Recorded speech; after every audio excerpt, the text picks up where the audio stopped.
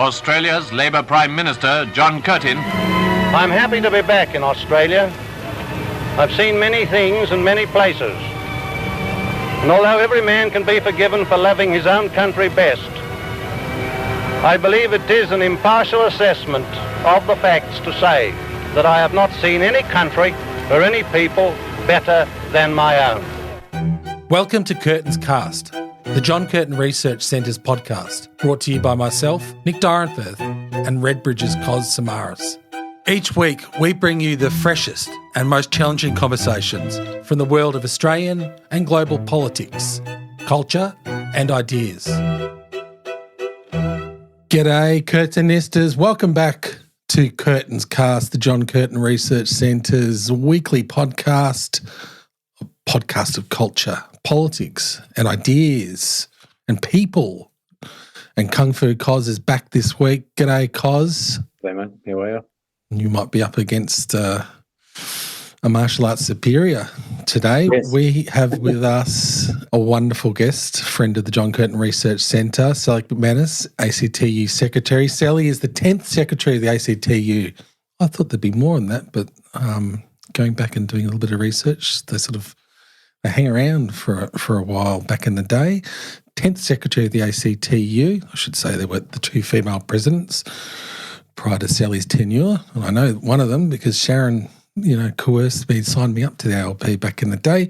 Sally grew up in northwest suburban Sydney. She worked as a Pizza Hut delivery driver, shop assistant, cleaner, and studied philosophy at university. She was, of course, the leader of her union, the mighty Australian Services Union, New South Wales, representing community and public sector and private sector workers, and commenced work with the ACTU as part of its wonderful organising works traineeship in 1994. I believe one William Richard Shorten kicked off in 1994 as well. Sally's got some wonderful hobbies outside of her work as a union activist. She describes herself as the definition of a total gamer. We might dig into that. She's got one over Cos. She's got a black belt in Kung Fu and Taekwondo, and is a keen bird watcher and photographer.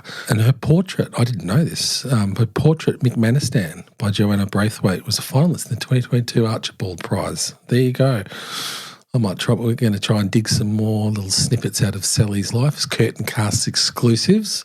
I once got Bill Ludwig, the big hard man of the AWU, to admit that he was an opera fan. And Jared Dwyer, the national leader of the Shoppies, coughed up to me that he dreamed of becoming a jockey one day. So, Sally McManus, welcome to Curtin's Cast. Is there anything which you're hiding from Cos and I and our listeners? And it's great to have you here. Yeah, good to be here, guys. I can guarantee you I do not like opera. And, yeah, I don't know, jockey, I reckon I could be a jockey, but not too interested in horse racing either. Fair enough. Thank you, Sally. And actually, I was on my way to the studio today. I wanted to ask you the big background question. McManus, is it Scottish or Irish? Because it can be both. It's Irish. It's Irish. Yeah. I was hoping I'd drag you into the Scottish corner, but alas.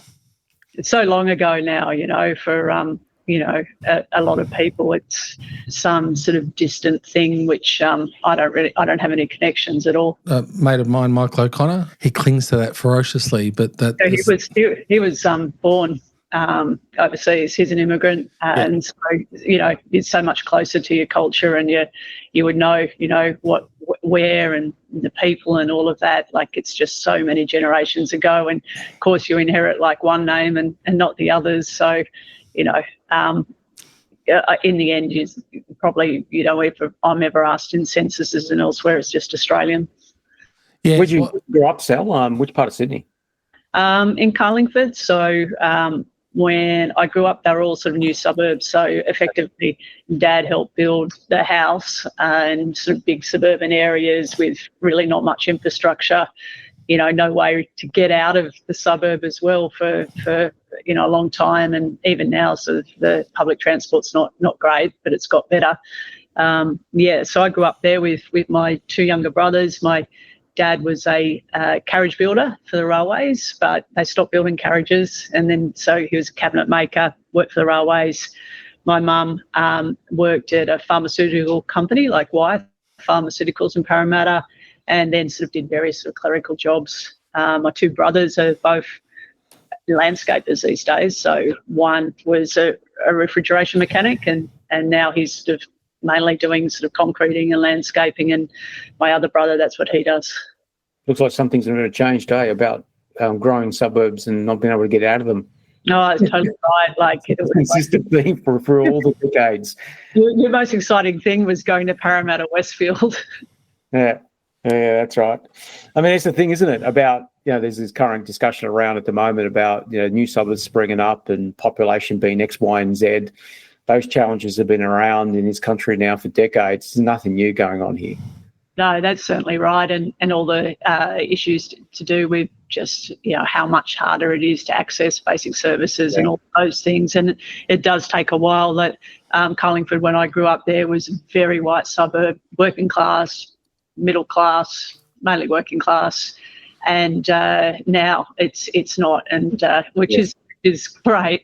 But it's quite ironic. Like occasionally I drive through and I'm reminded of sort of the rise of National Action as it was back then, which is, National Socialists, whatever they call themselves, the Nazis these days, who would graffiti anti-Asian stuff on people's houses back then too. So some other things don't change, I guess, too.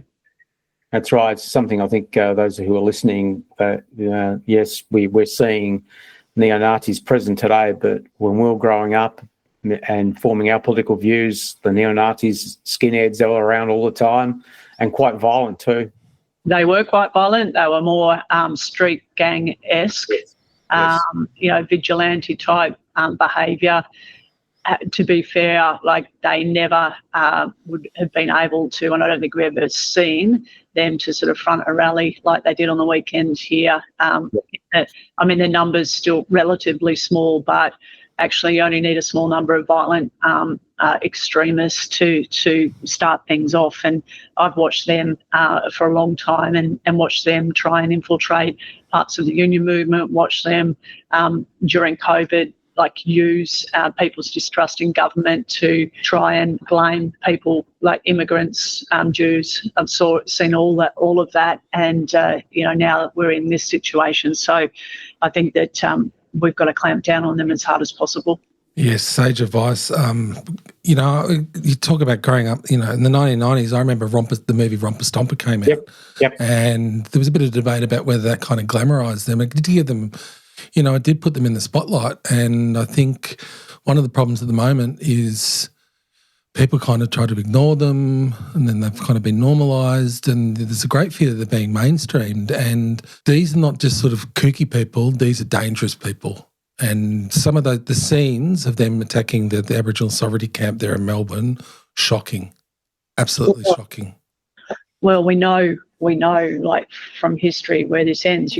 Once you start normalising views like that. I remember there was a big debate in the 90s about how to deal with Pauline Hanson, and I remember it being within the new union movement about whether or not some people were arguing, well, she's got freedom of speech, she's got a right to sort of say her views, et cetera, and she was on some tour of town halls around the country, like giving her speeches and really whipping up anti-Asian stuff in Sydney too. And as a young union organiser, me and a whole lot of other people organised a big anti-racism rally against that. But the conflict over whether or not to try and shut down those town hall meetings was a very good debate to have, I think. Like there's this tension between freedom of speech and freedom to incite hatred leading to violence, et cetera, and I'm on the side of, everyone's got a right to live their life and to do what they want to do and say what they want to do, so long as it doesn't cause harm to others, and that certainly was causing harm to others. And so, that's where the line gets drawn. And so I remember driving from Sydney all the way up to Newcastle with a whole lot of people to try and shut down, or not shut down, but maybe it was shutting down her town hall meeting in Newcastle, and turning up, could not get parking anywhere. And there was literally it was late at night, and there would have been 7,000 people around this town hall, and that stopped those town hall meetings. And you look back now, it wasn't an ability to organise. because at that time, that's how you organised. Now you can organise online, and this is part of the reason too that they've been able to get more momentum. But it's very, very important they're not normalised. The more you sort of say that violence is okay, or that you have, lines blurred about that, a bit of violence leads to more violence. And I think that what happened on the weekend, but especially the storming of the camp, and just that's their true colours entirely. And the fact they attacked anyone, but they went straight for Aboriginal women, and that says everything. And the union movement and I would say absolutely, me personally, they are absolutely opposite of everything we believe in. Absolutely, and that's the thing about when we were growing up, when the union movement and those on the left side of politics confronted the neo-Nazis, we did it, physically through protests and rallies, and unfortunately, in some occasions in Melbourne, it was done in via different means. But we don't, of course, encourage that. but that's and now it's all online, so it's a lot harder to pen down, a lot harder to confront, and then suddenly it appears on the streets, and it appears in situations like we saw on Sunday. Yeah, I think at a minimum, there needs to be a response to it, not just to shut it down, but as an act of, everyone should be able to feel safe, and a whole lot of people don't feel safe now. And whose obligation is that? I actually think it's, more of an obligation on those of us who are from a Anglo background in Australia to be standing up to it, and of course the broader union movement as well. We'll be thinking through those questions. Belief, Sally, how are you drawn to, you've got working class roots. Most people sort of think that there's naturally drawn to labour movement activism. How did you become active? Was it nature over nurture? And when did you actually start work? You worked for sort of Pizza Hut and in retail. 14 and 9 months. You remember that. And I haven't stopped since. So, yeah, I started pretty much the day that you legally could. And, worked a whole lot of series of jobs which you've been through, and all through uni as well. Before getting this traineeship, I think I had a brief period of unemployment when there was high unemployment in the early 90s too. Yeah, the recession. And when you say nature or nurture, I think it's probably nature, actually. Both my dad was a union member, actually a member of the union I ended up leading, but unionism wasn't discussed at all at home. It wasn't a topic. They weren't activists. I would say probably they were swinging voters. Sometimes might have been people who could have been attracted to Pauline Hanson. So it wasn't any of that. I think that there was an influence from, Cos touched on it, there was that sort of sharp divide with the skinheads in Australia and, punks and others. And so there was a whole wave of punk protest bands and music and even on a softer side like Midnight Oil and things like that. So there was sort of an active cultural left as well. And then when I went to university, which was a huge eye-opener, it's the first person in my family to go to uni and also, it was a very big school I went to, but it was a huge class that I was in year 12, but I think there was a handful of us that ended up going to uni. And then all of a sudden there's all these private school kids there, right? And and these private school kids got these sort of amazing marks in the HSC as there was back then. And then you're sort of in classes with them and you realise hang on a minute, I'm doing way better than they are, but how is this? How did all that work out? And then just sort of the classism and seeing it, because you didn't really mix with people like that, and all of a sudden you were. And just the comments like this assumption that they were smarter and better than others. And I'd heard the way they talked. I thought, hang on a minute, that's my brothers. And I reckon they're smarter than you guys or just as good as you. And so I had a strong sense of just people being equal, the sort of fundamental humanity of everyone, and just particular strong, let's just say I was sensitised to the issue of class at that point. Also, it was a very active time for the teachers' union. So when I was in high school, there was one of the biggest teachers' strikes that has happened in New South Wales, and went to that strike, and that had a big effect. It had a big effect because, there's one thing to talk about collective power, it's another thing to see it and be part of it, and, that impact that it has on you. And I was very lucky, and I wasn't involved in it in the Labor Party or anything like that. I was very influenced by people on the left, and then when I got the traineeship, I was so lucky to get that, because there was very few of us that weren't already part of like this ecosystem of student politicians, really. And they all sort of knew each other too, and me and a few others just didn't. And the reason why we probably got those traineeships is because the ACTU said, well, it has to be at least half women. And so, there you go. And then I had like the total privilege of having just these mentors like Tom McDonald, Taz Bull, who were, Taz Bull. That's, that's impressive. So they'd retired, right? And it had decided that they were going to be mentors for these young people. I was 22, and they were, union movement greats and have been through, all the big fights that have achieved so much for all of us and still now. And to have them sort of sit with you and talk you through sort of their lessons and their way of seeing the world, I was very influenced by that, very influenced by their values and by their capacity for strategic thinking.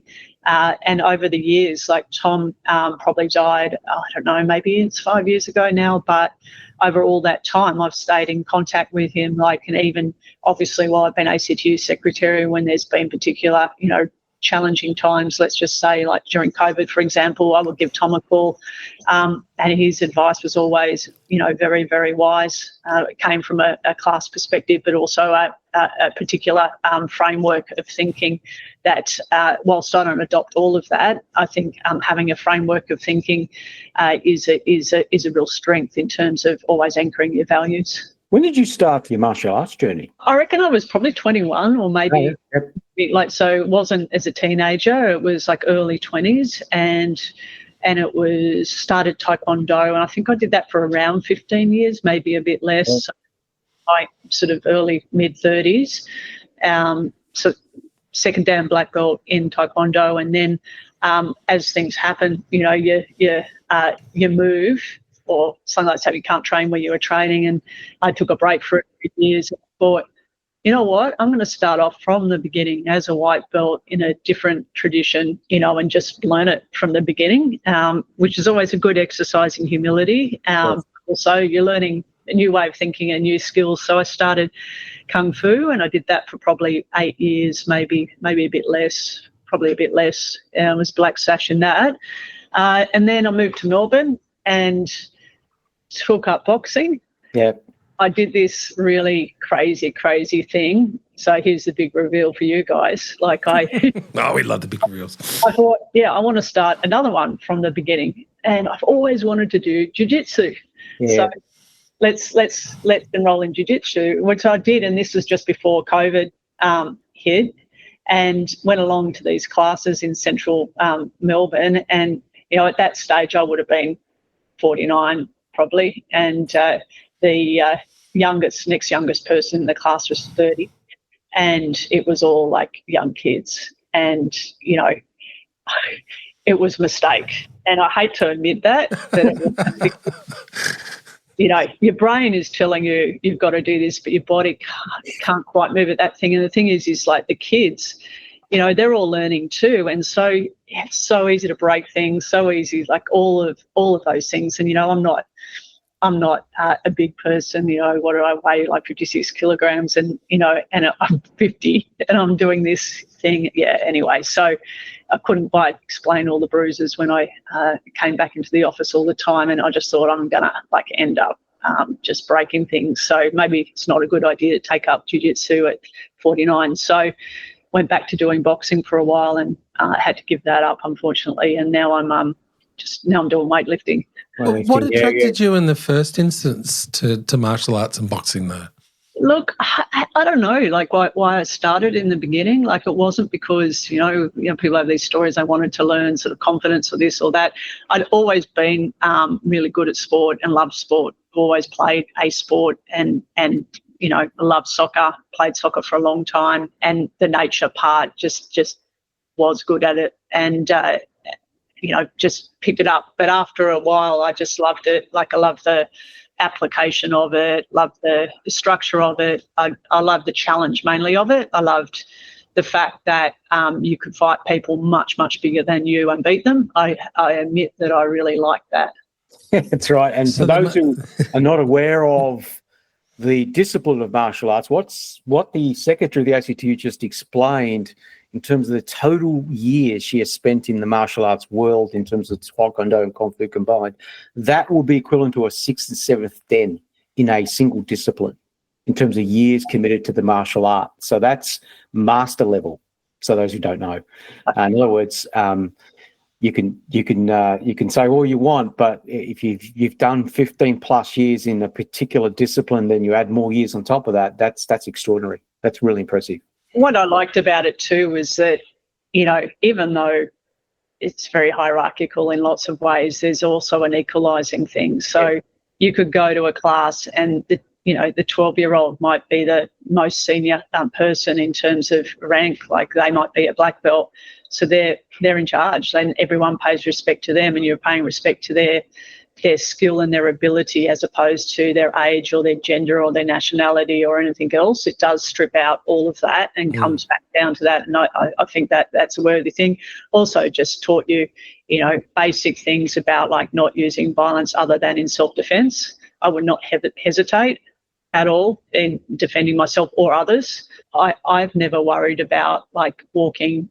Well, that's not true. For a brief period of time, I have worried about that. But most of my life, I've not worried about walking in dark areas, walking in dangerous areas, all of those things. And just sort of the confidence it gives you that, doesn't mean that it wouldn't be dangerous, but you at least have a game plan, and a confidence that you could execute it.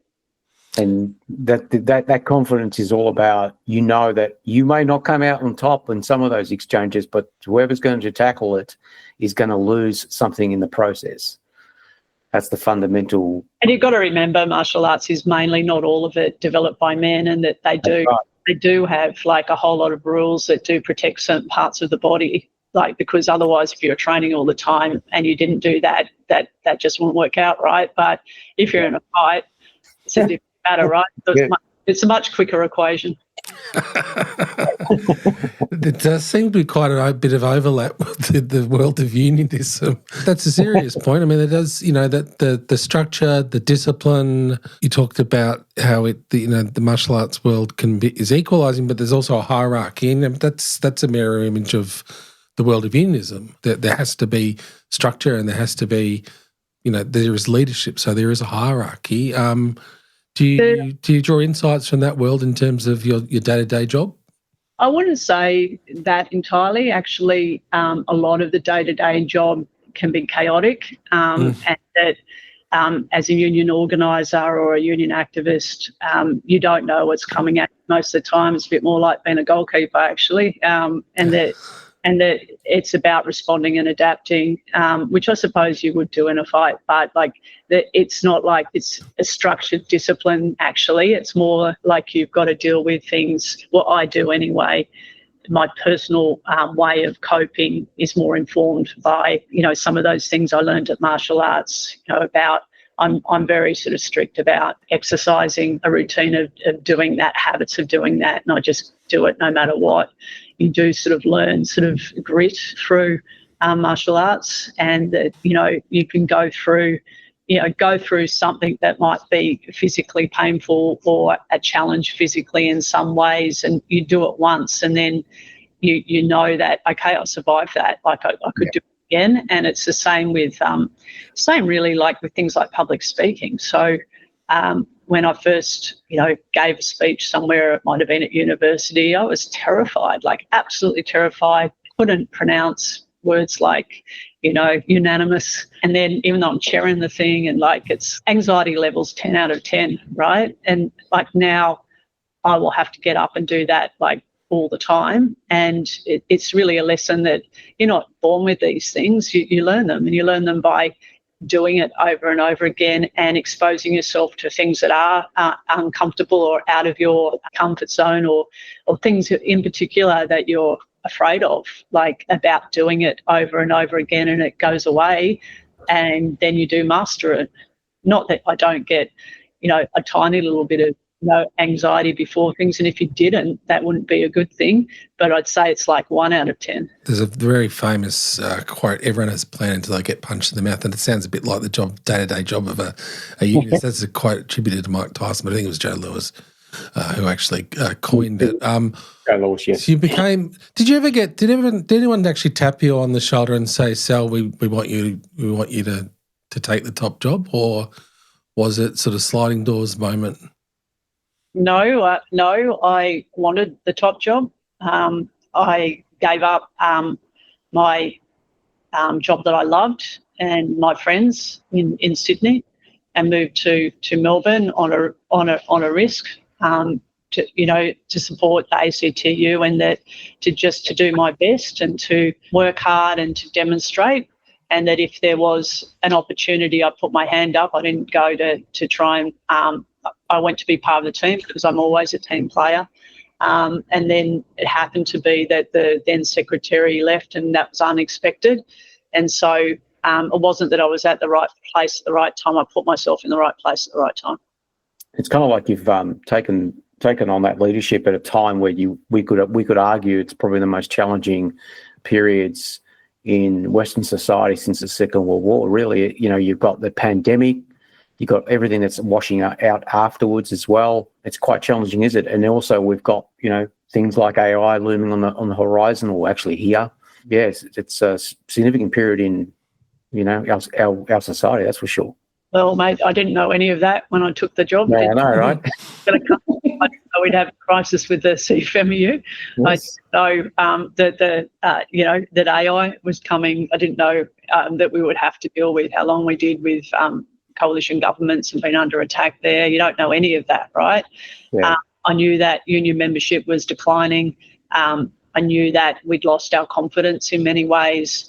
I definitely had a plan about what I wanted to do there, with others, and went about doing that. And after then, you've got to rely, like when things are tough, like during the pandemic, and what should you do and how should you respond.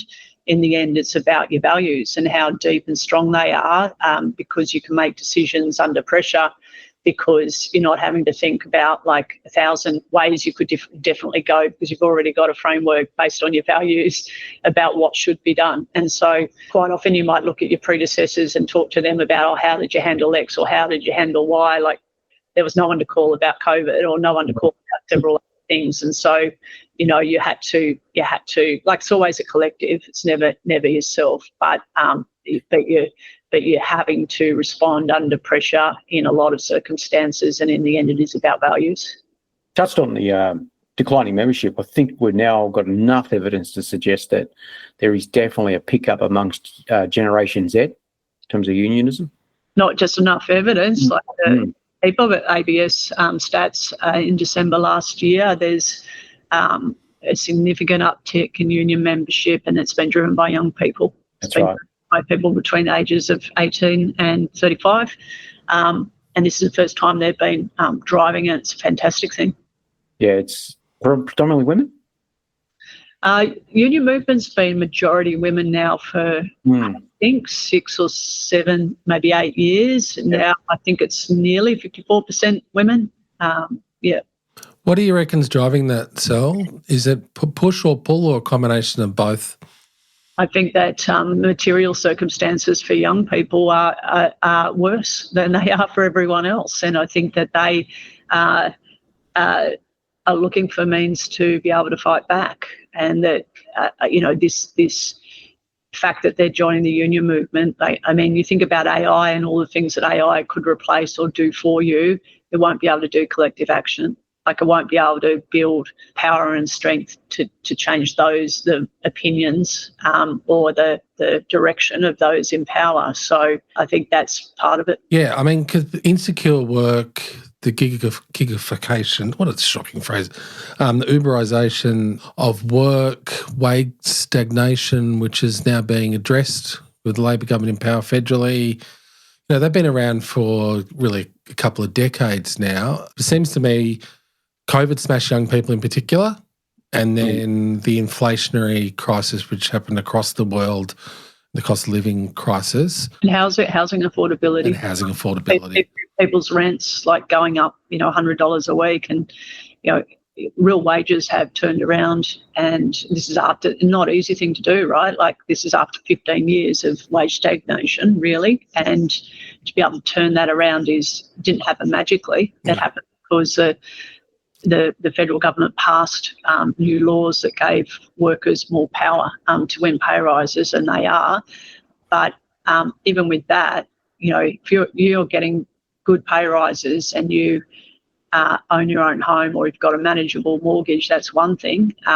If you're getting good pay rises and your housing costs are outstripping it. So we've sort of got like two sort of experiences of this at the moment, and it's absolutely hitting young people harder. And it's something the union movement's very committed to addressing.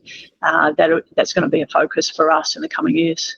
I'd say it's the union movement's efforts here. The difference between what we're seeing in Australia as researchers versus the rest of the Western world, and that is younger people's response to this, absolutely significant economic crisis that they are experiencing as a generation is a collectivist one, a communitarian one. It isn't a response that we're seeing manifest in the UK, for example, as they gravitate towards Farage or Trump in the US. So here, even to this day, so we have a poll coming out soon, in the next couple of weeks, and it will be no surprise to anyone listening that the two-party preferred vote amongst 18 and 34-year-olds for the left side of politics is massive, grown even more. And underscore that, Cozzy. I mean, we've chatted about this before. In Scandinavia, young people were going to the right, the far populist right. They did it in Argentina to cross. Just for some reason, not doing it here. In Spain and elsewhere. Yeah. Contrary to what we see in the streets on the weekend, they're not doing it here. That's an interesting thing, a schism, I think, going on. There's a deep cultural resonance of the union values or unionism in Australia, even if it's unconscious and not seen. And of course, if you're a more recently arrived migrant, it doesn't mean that you automatically just absorb that, but you do over a few generations. Although, of course, the decline in union membership means that's going to, you can't assume that people aren't growing up in union families anymore. So, that does diminish. But you think about, what people just sort of take as, I don't even know where it comes from now, like, a sense, whether it's diminished, but it's still there, about sort of fairness, fair go, egalitarianism. There's more of it still in Australia, and it's because of us, and it's clearly because of us.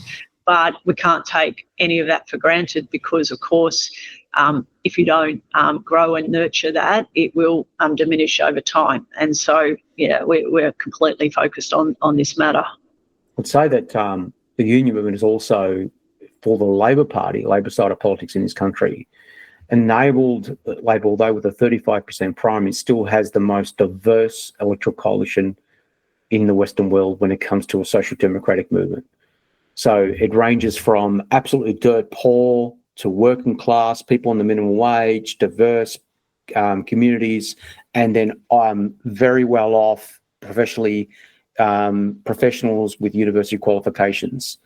Right across that spectrum, they're voting Labor. And it is definitely the most diverse. It's actually very different to UK Labor. The other thing in Australia is just how dominated we are by, a small number of industries and big business. Yeah. And that is unlike everywhere else too. And I don't know if these two things are connected, but it does mean there's a bigger class, to about, if you think about, who are the elites in Australia, they're absolutely there. And I get to meet some of them, but they're very also concentrated. And, it's one of the problems we've got too. Like, we've got some very big monopolies, duopolies, and that they can easily price gouge. They can easily, deliver all their big profits, which they are at the moment. You look at Qantas, you look at the Commonwealth Bank and all of that. And the rest of us, and the rest of us is a very broad thing. That includes small business, Absolutely. Small-scale farmers. Yep. Absolutely. We all sort of see that and think, well, that's not the rest of our experience. Yeah, this is the thing about small business, right? And Sal, I've spoken about this in the past, that they are former working class people now. It's long gone are the years where they were looked upon as some sort of successful entrepreneurial class. The majority of them are doing it quite tough. Well, I think that there's a vacuum in terms of their spokespeople talking about this actual problem. Like, why are there less small businesses, or why is it harder for them to become bigger businesses? Well, it's because of those really big businesses that have got the market power that squeeze them out, or just squeeze them full stop, just like they're squeezing workers. Like, they're really, we should be working together a lot more. But, big business is very good about, realising that, they need small business as a shield in a way for everything they want to complain about. To say, oh, it's going to hurt small business. Really what they mean is going to hurt them. But if they came out and said, oh, it's going to hurt big business, Australians would say good. Yeah. Yeah, big business are very well represented at the recent Federal Economic Roundtable. I didn't hear the voices of small and medium-sized enterprises, but the ACTU were there. What did you hope to achieve? We had Sean Skelman, the historian, talking about his book, Fair Days, taking back time, about a fair day's work, and sprinkling the idea of a four-day working week. What did the ACTU hope to get out of that round table? And then, across the horizon, what are the big aims for Australia over the next decade from an ACTU lens?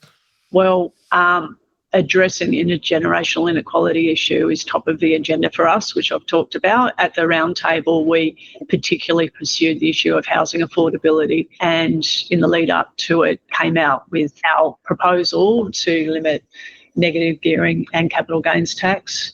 And that is a united position of unions. Thinking through all the problems, we can see that that's really feeding into the housing affordability issue, and it absolutely has to be addressed. I have to say on that issue, I was pleasantly surprised that that got a lot of support, actually. And it got a lot of support even from, those people who are actually probably representing a lot of people with a lot of investment properties. So, that was positive, but there really does need to be action there.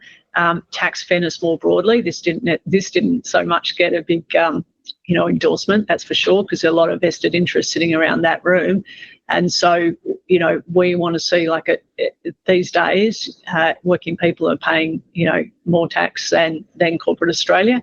And, this is because, the more money you have, the easier it is just to get out of paying tax. And so we want to see reforms to see, those people with a lot of means, so that are using family trust, for example. We want to see that reformed so that they are paying their fair share of tax. We obviously want to see the gas exporters properly taxed. It's an absolute tragedy that is not happening, and it should be happening. Instead, what happened around that round table is those vested interests didn't sort of say, give us tax breaks, because they knew that that'd go nowhere, although one or two had a go at it. It's more they focused on, we've got to rein in government spending. And they say that because they know that if, Australians want, Medicare, hospitals, NDIS, we want all of those to be, good quality services. They know the more Australians want that, the demands that they'll have to pay, their fair share of tax will continue. So it's a different way of addressing the problem by, saying you should cut how much spending you're doing in this area. And, so that was sort of the manoeuvre that went on there. AI was obviously a big topic as well. I think that, even the business representatives have concerns about where all this could go.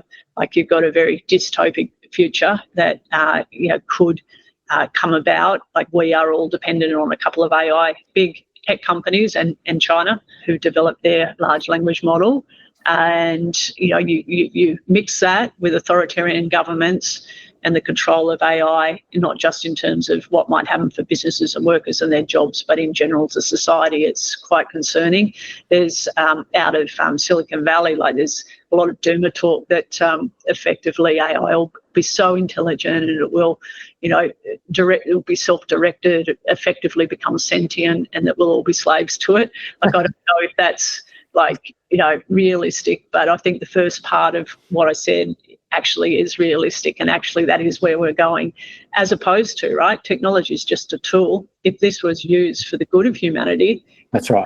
It's got like this amazing potential. Like it could make us healthier, live longer, work shorter working days, and all of that. There's this sort of meme that circulates, and I won't get it exactly right, but it says something like, "Oh, we always, dreamed of having robots so that they could take away the drudgery of work, so that we could focus on art and things we love doing.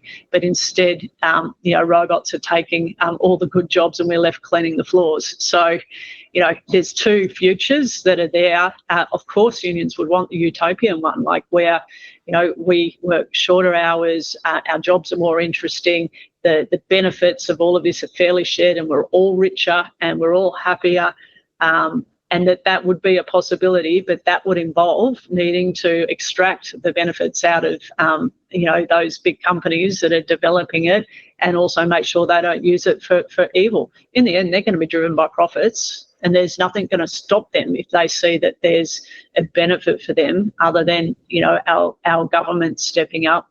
And the problem with AI is that, Australia, there'll be limits on what any national government can do about this. Yeah, that's right. It's similar to the problem, not problem, because they didn't view it as a problem when the internet first, jumped onto the scene, and everyone was talking about how this is going to be a massive democratization of the way we communicate, and it's going to be a massive positive humanity.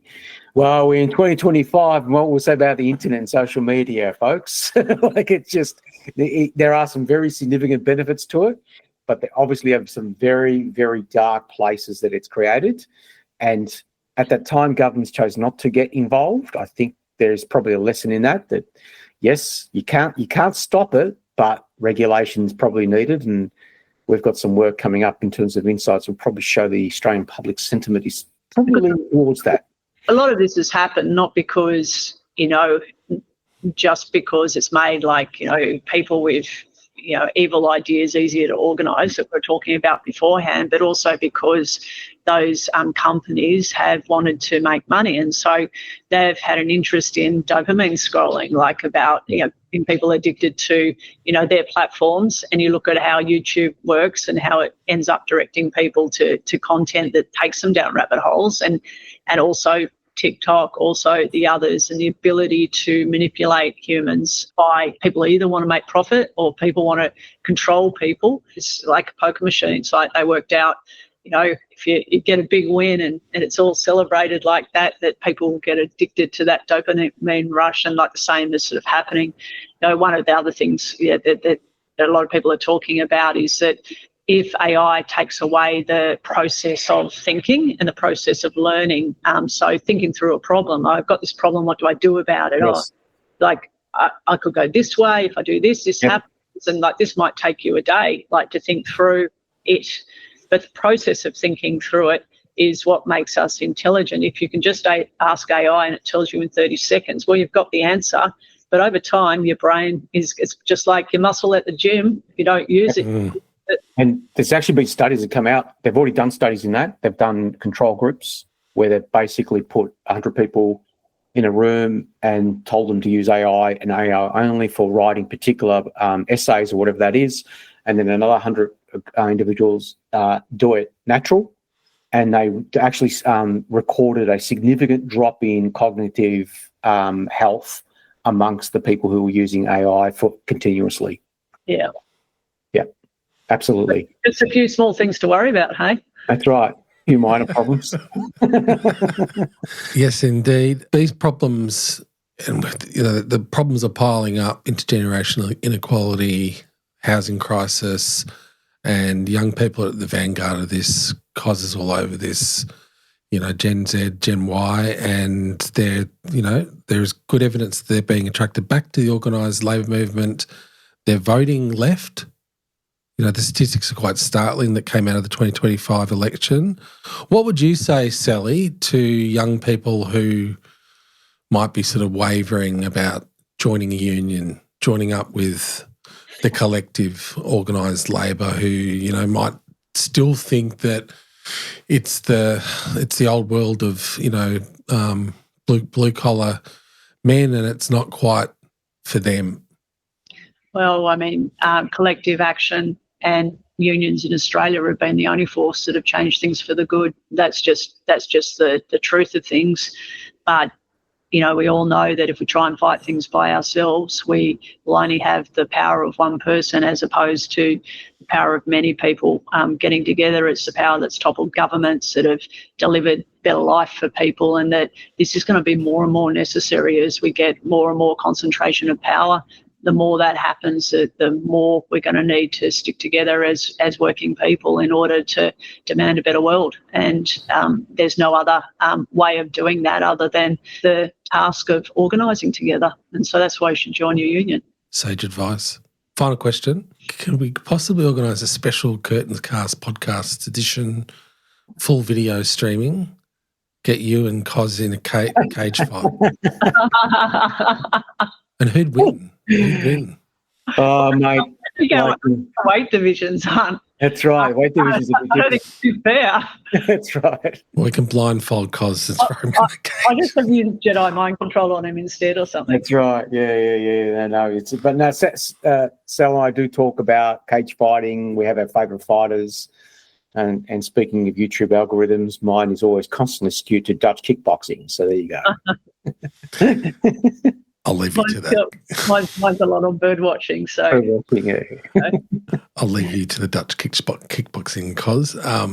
Just before we go, Curtinistas, you may have seen from our socials yesterday, a Young Leaders Academy is back for 2025. If you're aged under 35, have progressive values, share the values of the Labour movement, or are just interested in the values and aspirations and aims of the Labour movement that Sally has so eloquently outlined today, you should be involved in this, what we think is a unique political leadership program, your chance to build skills, networks and confidence to step up as a leader. It's happening in the first full weekend of December in Melbourne.